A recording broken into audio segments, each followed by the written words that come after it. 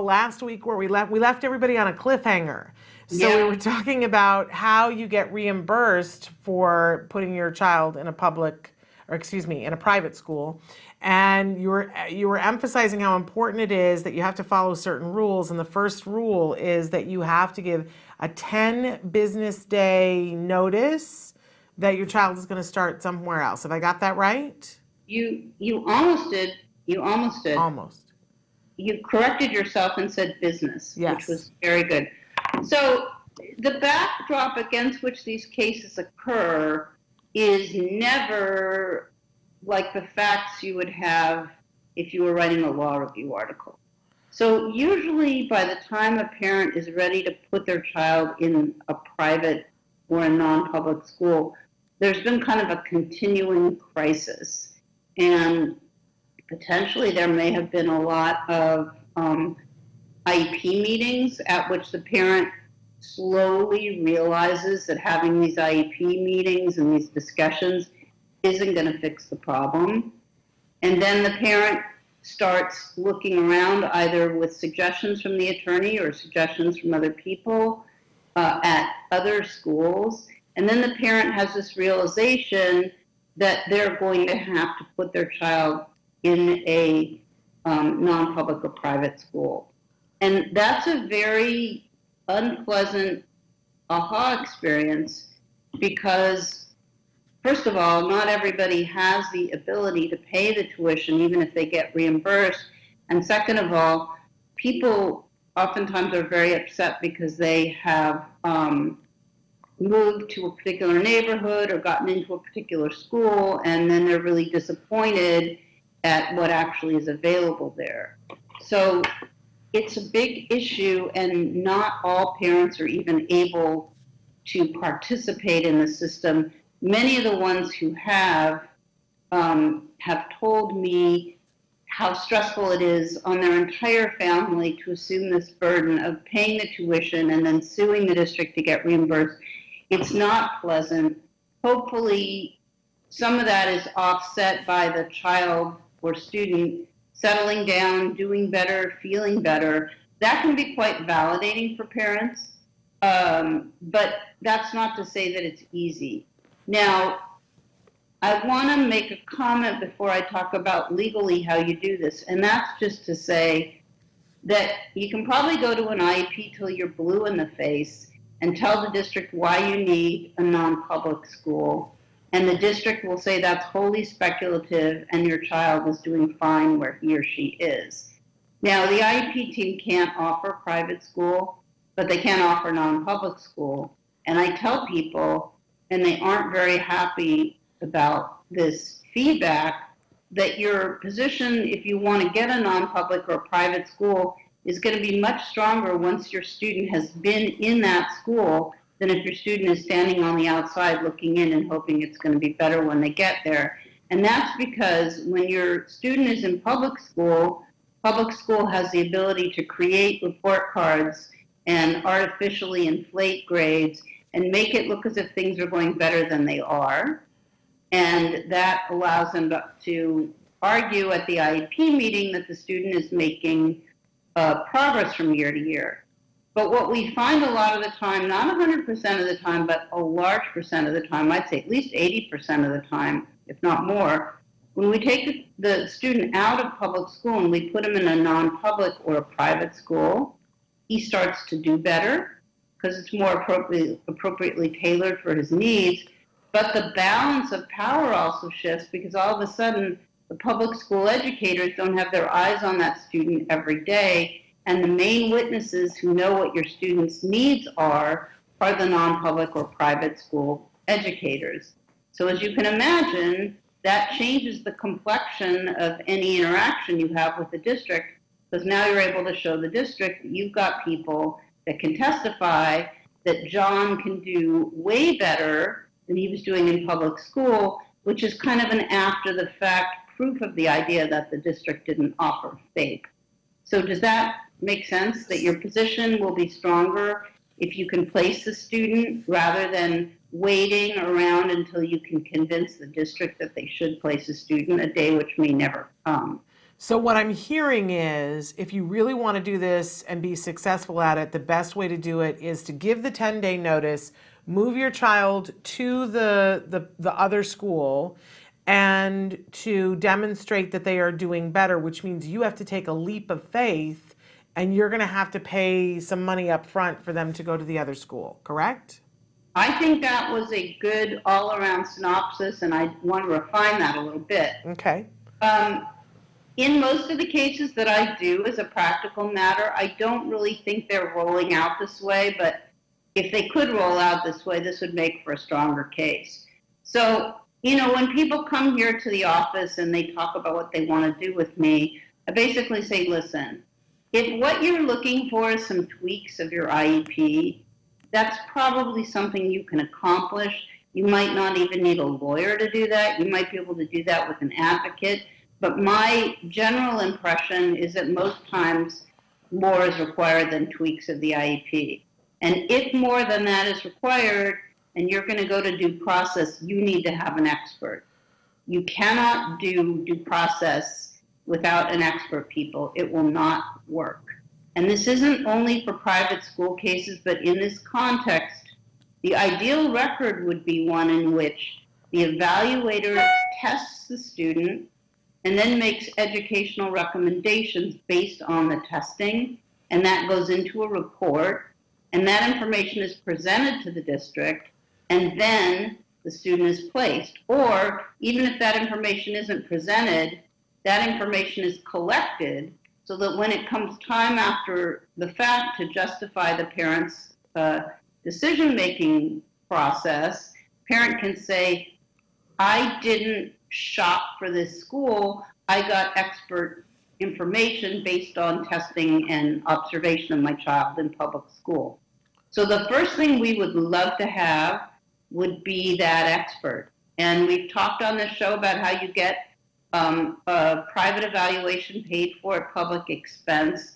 And unless you're going to pay for your evaluation yourself, you're going to need that for your private school case. So that's the first thing I think that would be great to have happen, although a lot of the time, in fact, what I'm dealing with is parent is picking, and then I'm trying to figure out how I can substantiate the choice. Okay, second thing that has to happen, notice, okay? There's a very specific statute. It's 20 U.S.C. 1415. I'll give you the full reference later in the show. But that's the section that talks about how you give notice. It's very clear it has to be 10 business days notice. So you need to give 10 business days notice in writing of the reasons you're going to remove your student from public school. And you need to not only say where they're going, you need to talk about why the district's offer didn't provide FAPE, maybe refer to some evidence that you have about why the student didn't make progress, which is your showing that you will make in order to explain why the student didn't receive a FAPE, and you wait until you get a response from the public school to see whether or not they're going to try to hold an IEP meeting before the 10 business days elapse. So But it's rare that they do. It's rare that they do, and I will also tell you, let's see, what's a way that I can say what I want to say, but not really say what I want to say. What I want to say is I think long and hard about who I send the notice to. And sometimes if I want to send the notice to somebody that I don't think is going to do anything about it, I think about that. But if you send it to the assistant principal, you send it to your student's teacher, you send it to the superintendent, or you send it to the head of special education, whether they actually do something or not is going to be their responsibility because they are responsible for dealing with that information. So hold up just a second there, Bonnie, Miss Bonnie Yates. So are we saying that you just have to give notice and that could be to anyone at the school? Or does it have to be somebody on the IEP team? At the school, but I did say the student's teacher, the assistant principal, or the head of special ed, or potentially the superintendent. I don't think anybody in those positions could reasonably say, well, I got this, but I was busy, so I didn't do anything about it. Like, once you've sent the notice and to the correct address, and you can use email, as long as it's received and the 10 business days go by and nobody contacts you to try to get you to participate in an IEP meeting, you're done with the notice provision. Okay. Now, we talked about that there are some exceptions. If harm would come to the student by requiring the requisite 10 business days to pass. We also have in the same statute another option, which is you don't have to give the 10 business days notice if you are at an IEP meeting and you give the notice. Oh. So the way I read the law, if you're at an IEP meeting on Tuesday and your student is going off to, Hollywood Hills prep on Friday, and you tell the IEP team at the IEP meeting, I'm giving you notice that I'm privately placing on Friday, and here are my reasons.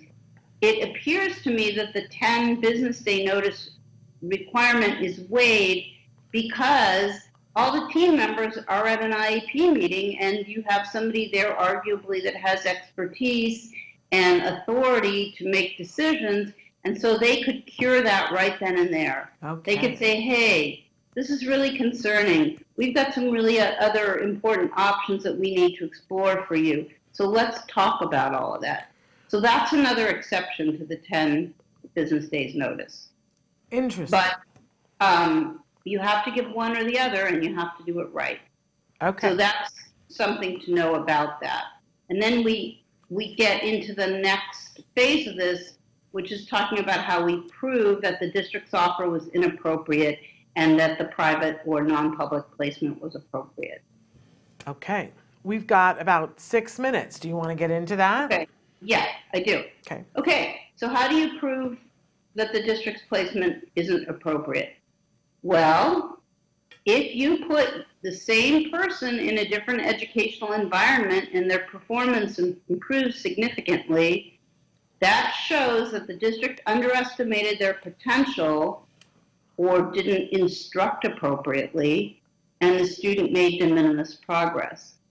When you put a student in a non-public or a private school, I'm always concerned about having correct current baseline data, because I'm going to try to show progress over time, and I can't do that unless I have a baseline.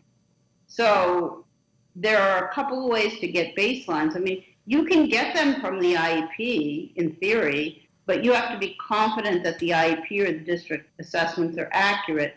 I usually get my baselines from the psychoeducational evaluation that I've had done by the outside psychologist. Sometimes the school can do their own pre and post testing. That's okay, but it would obviously be better if somebody else established the baselines, only because there's an argument, I suppose, to be made that these baselines could be self-serving and the private school's trying to keep it in business and they're not objective. I don't know. I mean, I haven't encountered that much, but it occurs to me that that's an argument I would make in that situation. So you get your baseline data, and then you're going to need at least 3 months of improvement before you can go back to the district and initiate the due process, go to mediation, and have settlement discussions. A week at a new place is meaningless. If the student's doing well, it's arguably a honeymoon effect. So typically we tell clients that they need at least 3 months of good data before we have an IEP meeting and we present that to the team. As a practical matter, these cases can take 3 months, they can take 6 months, they can take a year, or they can take even longer. And sometimes what happens is things get delayed. And there are always good reasons for the delay, but during the delay, the parents are continuing to pay. And as the dollar amounts get higher and higher, I think parents get more and more stressed.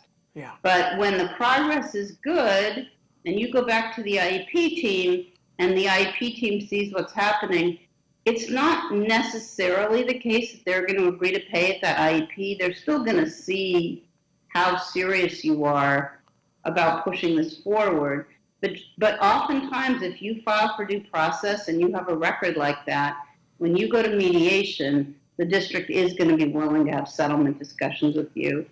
And I have been talking about this in terms of a place like a school, but this would apply just as much to non-public agency services, speech and language counseling, ABA, and so on, or private services.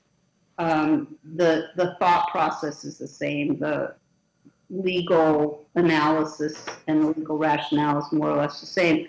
And then it's just going to come down to how much the district wants to fight you. Going back to the last program where we talked about residential placement a little bit, and I said those placements cost between $10,000 and $20,000 a month. The school district is going to make a calculation. They're going to say the program costs $150,000 a year. He's a seventh grader. He's got 5 more years of school. So we're looking at $750,000. Right. That's a potential cost to the district. And the reason for that is once a child is at the private school or at the non-public school, it becomes much, much easier to, well, no, it becomes much, much more difficult for the public school to try to get the student back because all the witnesses that know about the student are no longer public school employees. And so it can be very hard for the public school to take the student back. And so if you've got a potential $750,000 expenditure and you're the school district, it's easy to see how the marching instructions to the lawyer would be, I'll be really happy if I pay you $50,000 to make this go away. Yeah. And sometimes they play it that way and sometimes they don't. But I want you to understand the framework in which a dispute like this is playing out. Wow, that's eye-opening. So if you're going to do this and you're hoping to be reimbursed, you have to have some patience packed.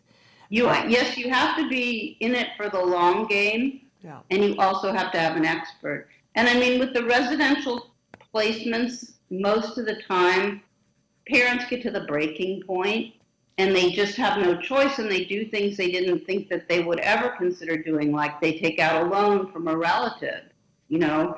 I mean, it's not very easy when your choice is spend a whole bunch of money or risk the potential that your child's going to commit suicide. We've had children that have been moved from placement to placement using their insurance, but it keeps their body safe.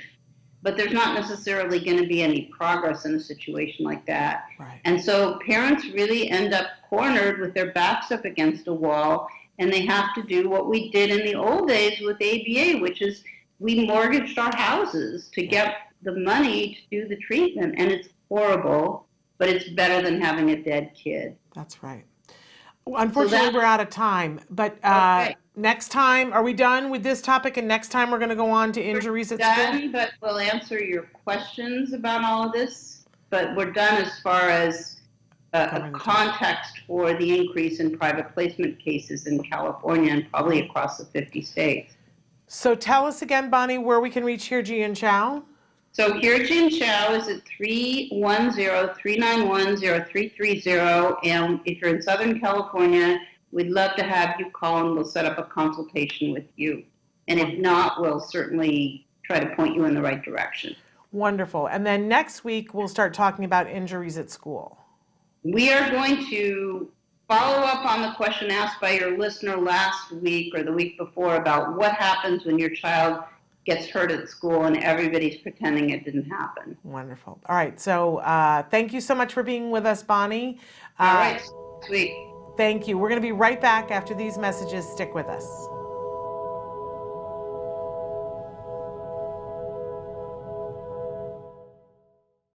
Hey, thanks for watching Autism Live. To subscribe, click here. And if you'd like to check out some more of our videos, click here.